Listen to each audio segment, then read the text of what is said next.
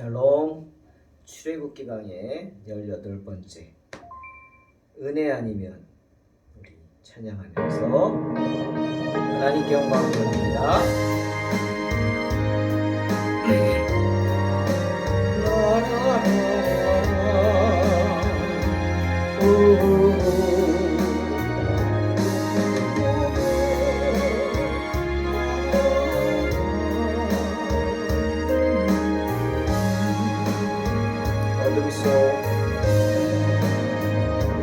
어둠 속 헤매이던 내 영혼 갈 길 몰라 방황할 때에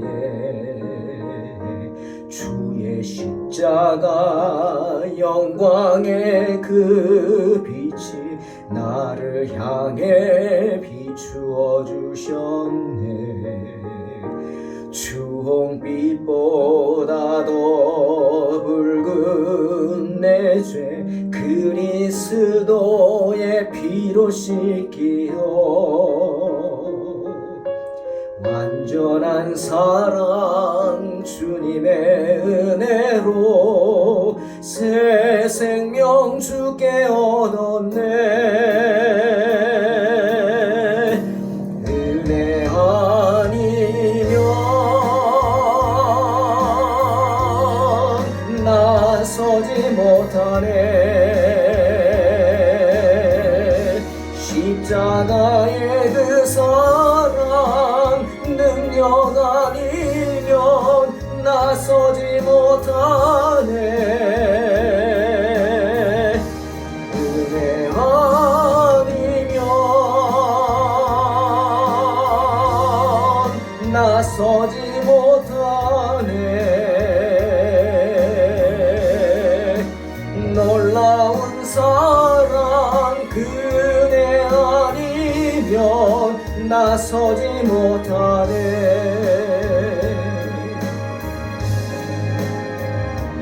나의 노력과 의지가 아닌 오직 주님의 그 뜻 안에서 의로운 자라 내게 말씀하셨네. 완전하신 그네로 은혜 아니면 나서지 못하네. 십자가의 그 사랑 능력 아니면 나서지 못하네. 은혜 아니면 나서지 못하네.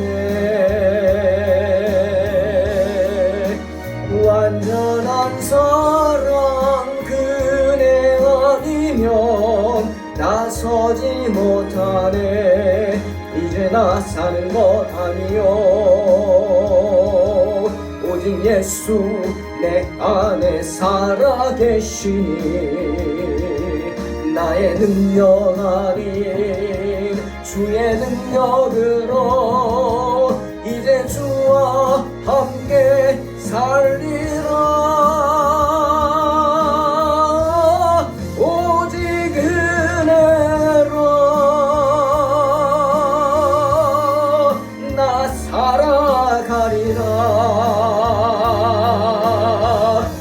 십자가의 그 사랑 주의 능력으로 나는 서리라. 주의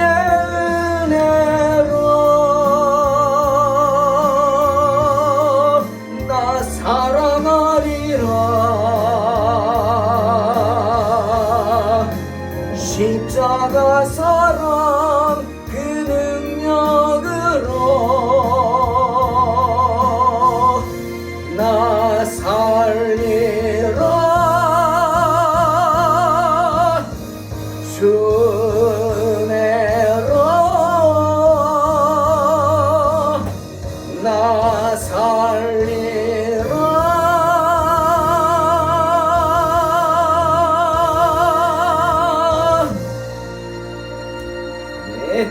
주님의 은혜로 살 줄로 믿습니다. 아멘. 출애굽기 5장 1절로 2절입니다. 그 후에 모세와 아론이 바로에게 가서 이르되 이스라엘의 하나님 여호와께서 이렇게 말씀하시기를 내 백성을 보내라. 그러면 그들이 광야에서 내 앞에 절기를 지킬 것이니라 하셨나이다. 바로가 이르되 여호와가 누구이기에 내가 그의 목소리를 듣고 이스라엘을 보내겠느냐. 나는 여호와를 알지 못하니 이스라엘을 보내지 아니하리라. 오늘 본문에서 우리는 참으로 담대한 사람들의 모습을 봅니다. 모세와 아론 그리고 애굽의 바로 왕입니다. 여러분 사울 왕의 모진 핍박 속에서도 그렇게 해서 죽음의 다리를 그냥 몇 번을 넘나들었던 다윗이 그 어려움을 이겨내면서 하나님을 바라보면서 자기 스스로에게 위로하면서 한 말이 있습니다. 그게 시편 27편 14절이죠. 너는 여호와를 기다릴지어다. 강하고 담대하며 여호와를 기다릴지어다. 이렇게 스스로를 위로하고 있습니다. 담대함입니다. 우리가 이 세상에서 믿음을 지키기 위해서 가장 필요한 게 무엇일까? 바로 담대함이죠. 마음의 담대함. 담대함이란 뭐냐? 두려움을 모르는 것입니다. 어떤 시련에도 흔들리지 않는 마음이죠. 세상적으로는 사전을 보니 배짱이 두둑하고 용감한 것이다 표현합니다. 그렇죠. 잠언 28장 1절에서 솔로몬이 말하죠. 악인은 쫓아오는 자가 없어도 도망하나 의인은 사자와 같이 담대하니라. 맞습니다. 악인은 죄가 많은 사람은요, 자기가 지은 죄가 많기 때문에 나뭇잎이 떨어지는 소리에도 도망을 친다고 하죠. 하지만 의인은 그렇지 않습니다. 마치 바람에 갈기를 휘날리면서 의젓하게 미동도 없이 앉아있는 사자처럼 담대한 것이 의인입니다. 우리 그런 말 하지 않습니까? 사자는 굶어 죽을지언정 풀을 뜯지 않는다. 맞죠? 그것이 사자입니다. 사자는 그렇게 언제나 당당하다는 거예요. 비록 굶어 죽을지언정 사자는 소처럼 풀을 뜯지 않고 굶어 죽을지언정 당당함을 잃지 않는다. 그 말이죠. 품위를 잃지 않는다는. 담대함이란 그렇게 당당한 것입니다.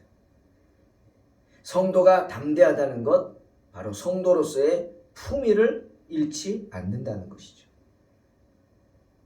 여러분, 그런 생각을 해요. 예전에 초대교회 네로가 그렇게 박해를 할 때, 우리 영화에도 나오잖아요. 콜로세움 로마의 경기장에서 믿는 사람들을 거기다 모아놓고 맹수들을 풀어놓습니다. 두렵죠. 두려움 속에서 우리 초대교회 성도들이 어떻게 했어요? 하늘을 바라보고 찬송을 불렀습니다. 하나둘 모여서 서로 끌어안고 찬송을 부르며 두려움을 달랩니다. 담대함을 얻는 거죠. 그리고 맹수들에게 물어 뜯겨 죽습니다. 그 영화에서 네로가 기가 막히죠. 두려워하지 않고 찬양을 하고 노래를 하고요. 물어 뜯겨 죽는 그들을 보고 나중에 와서 시신을 보니까 하나같이 얼굴에 두려움이 아닌 미소를 띠고 있어요. 그것을 보고 네로가 충격을 받죠. 여러분, 담대함이란 그런 것입니다. 하늘에 소망을 두고 담대할 수 있는 거예요. 내가 이 세상에 속하지 않고 하나님 나라에 속한 천국 시민임을 알 때 우리에게는 담대함이 생겨요. 주님은 십자가를 지기 위해 유대인들에게 끌려갔죠. 제사장의 무리들에게. 하나님의 아들이라고 하는 예수님이 끌려와서 수모를 당하는 것을 보고 빌라도가 조롱합니다. 너 하나님의 아들 아니냐? 이게 무슨 꼴이냐? 그때 본디오 빌라도에게 주님이 요한복음 18장 36절에서 이렇게 말씀하시죠. 내 나라는 이 세상에 속한 것이 아니다. 만일 내 나라가 이 세상에 속한 것이었더라면 내 종들이 싸워서 나로 유대인에게 넘겨지지 않게 하였을 것이다. 이제 내 나라는 여기 속한 게 아니다. 담대하게 말씀하시고 그 고난, 십자가 고난을 감당하셨습니다. 성도들도 주님과 같이 그런 마음을 갖는 것, 그게 담대함입니다. 때문에 주님이 십자가의 고난 지시기 직전에 제자들에게 당부하셨죠. 요한복음 16장 33절 뭐라 그랬어요? 이것을 너희에게 이르는 것은 너희로 내 안에서 평안을 누리게 하려 함이라. 세상에서는 너희가 환난을 당하나 담대하라. 내가 세상을 이기었노라. 분명히 말씀하셨습니다. 주님이 제자들이 깨닫기를 원해서 끝까지 전하신 메시지는 뭐냐? 담대하라는 것입니다. 담대하라. 그리스도의 궁극적인 목적? 바로 우리로 하여금 주님 안에서 평안을 누리게 하는 것입니다. 주님을 믿고 의지하면서 천국을 소망하는 그런 믿음을 갖는 것입니다. 왜? 그런 믿음만이 우리에게 험한 세상 속에서 담대함을 줄 수 있기 때문이죠. 자, 오늘 모세와 아론은 당당한 모습으로 애굽왕 바로를 찾아가 외칩니다. 들으라! 이스라엘의 하나님 여호와께서 너에게 명령하셨다. 내 백성을 내보내라. 내 백성 나가서 광야에서 내 앞에 절기를 지키게 하라. 담대하게 선포합니다. 여러분, 이게 얼마나 정말 담대한 말입니까? 지금 바로는 이스라엘 백성들을 다스리고 있어요. 그런데 그 바로 왕 앞에 가서 하나님의 명령이니 당장 우리를 풀어주라고 외칩니다.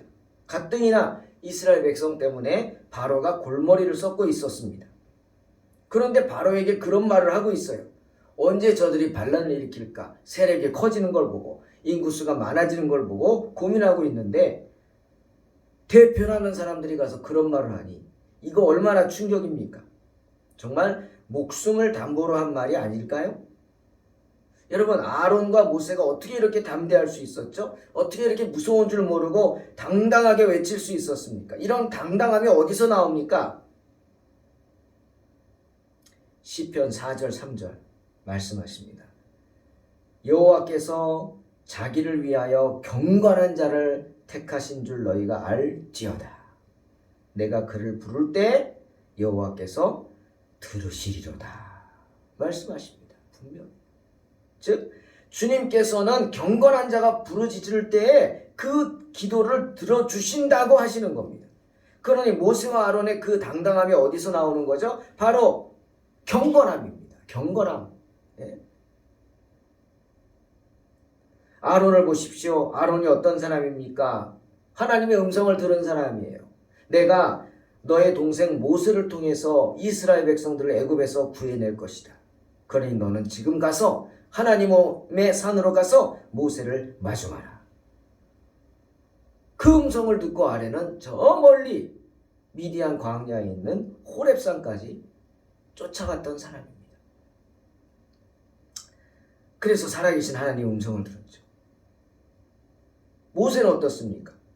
그 호렙산에서 불이 붙었으나 타지 않는 가시떨기나무 그 기적을 보지 않습니까? 그리고 내 발에서 신을 벗으라. 주의 음성을 듣습니다. 그것을 시작으로 살아계신 하나님을 만납니다. 그리고 지팡이의 기적, 문둥병의 기적을 체험합니다. 그런 모세와 아론의 거룩함, 그 거룩한 영성이 그들을 담대하게 만든 것입니다. 말씀을 준비하면서 사도 요한의 말이 생각났습니다. 요한일서 5장 18절이죠. 하나님께로부터 난 자는 다 범죄하지 아니하는 줄 우리가 아노라. 하나님께로부터 나신 자가 그를 지키심에 악한 자가 그를 만지지도 못하느니라. 여러분, 왜 악한 자가 만지지도 못합니까? 와서? 하나님이 지켜주시기 때문이죠. 하나님이 함께 하시기 때문입니다. 그럼 왜 하나님이 함께 하십니까? 그가 범죄하지 않기 때문이다. 요한은 말하고 있어요. 범죄하지 않는다? 무슨 뜻이에요? 경건하게 살아간다는 것이죠. 그러니 하나님의 지키심과 그로 인한 담대함은 어디서 나오는 거예요? 경건함에서 나오는 것입니다. 시편 32편 6절 이로 말미암아 모든 경건한 자는 주를 만날 기회를 얻어서 주께 기도할지라. 진실로 홍수가 범람할지라도 그에게 미치지 못하리이다. 여러분, 모세가 홍해 바다를 가른 것은 다 이유가 있는 겁니다. 어쩌다 한 게 아닙니다. 물론 하나님의 은혜지만 하나님이 경건한 모세를 당신의 도구로 사용하신 줄로 믿습니다. 사랑하는 성도 여러분, 경건한 것이 무엇일까요? 경건? 바로 하나님을 아는 것입니다. 예?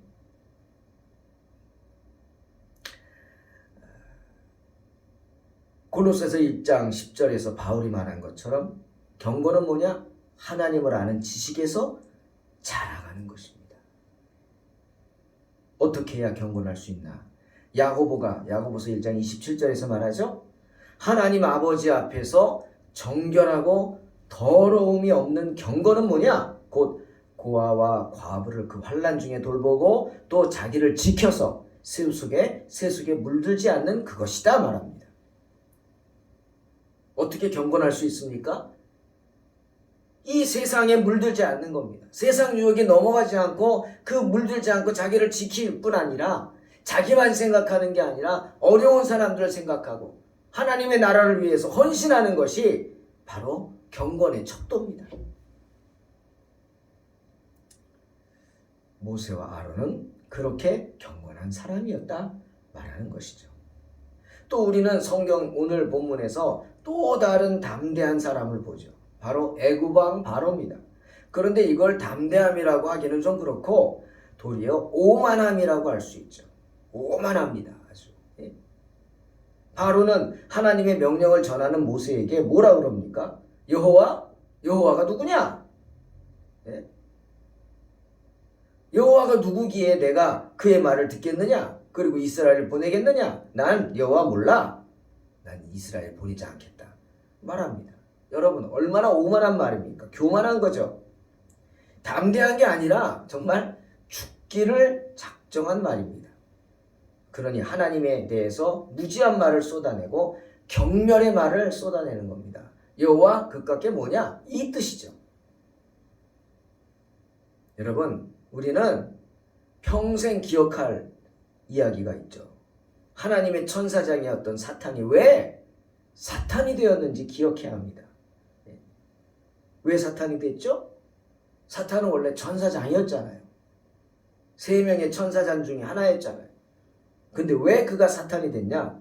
바로 하나님의 보호자 위에 오르려고 했기 때문이에요. 교만한 마음으로 하나님을 대적하려고 했기 때문입니다.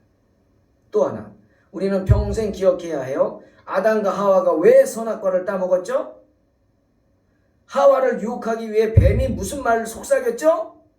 지금도 우리 주변에서 속삭이는 말이죠. 뭡니까? 이거 먹으면 내가 하나님과 같아질 거야. 그 말입니다. 교만이죠. 교만.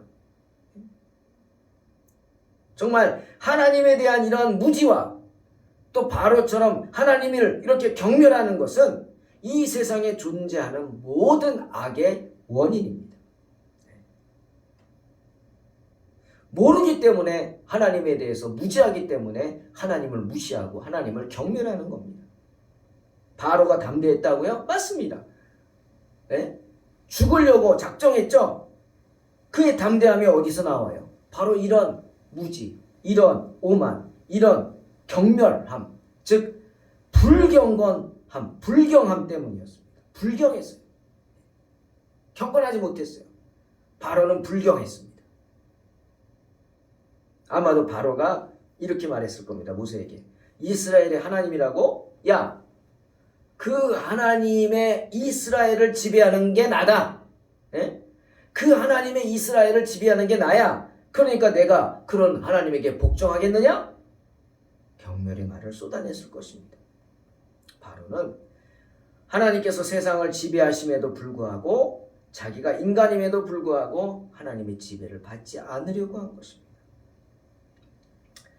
사랑하는 성도 여러분, 살아계신 하나님 앞에서 여러분은 어떤 담대함을 가지고 이 세상을 살아가십니까?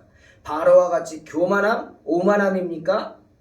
하나님 앞에서 불경건함으로 갖는 그러한 배째라 배째 하는 그런 믿지 않는 자들의 담대함일까요?